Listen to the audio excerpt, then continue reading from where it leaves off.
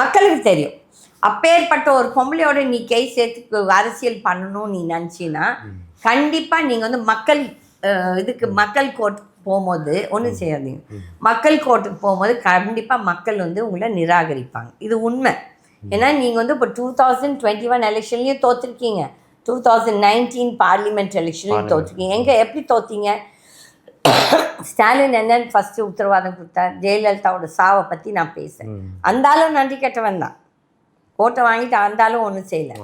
இது வந்து 2026 எலெக்ஷன். இப்போ நான் எப்போ சொல்வேன் ஜெயலலிதா ஆத்மா என்னோட பேசுகிறான்னா அந்த ஆத்மா இந்த தடவை இந்த 2026 எலெக்ஷனுக்கு கண்டிப்பாக ஒரு கேம் விளையாடுவாங்க. அதோடு நீங்கள் இப்போ பார்க்குறீங்க. நான் தான் 2016 சொல்லிட்டு இருக்கேன் அதிமுக எப்படி அழிய போகுது. தட் இஸ், எனக்கு கட்சி மேலே ஒரு கோபமும் கிடையாது. கட்சி யார் கையில் போயிருக்குன்னா குரங்குங்க கையில் போயிருக்கு. பாவம் இந்த அதிமுக தொண்டர்கள் நல்ல தொண்டர்கள் தான். நான் வந்து அவங்க யாரையுமே நான் தவறு சொல்ல. ஆனால் அவங்க யாராலையும் பேச முடியல. ஏனென்றால் இப்போ வந்து இந்த உட்கார்ந்துட்டு இருக்க வர்க்கம் யார், நான் வந்து ஆள்மையில் உட்காந்துருக்காங்களோ அவங்க யாருமே தொண்டனை பற்றியோ இந்த கட்சியை பற்றி நினைக்கல.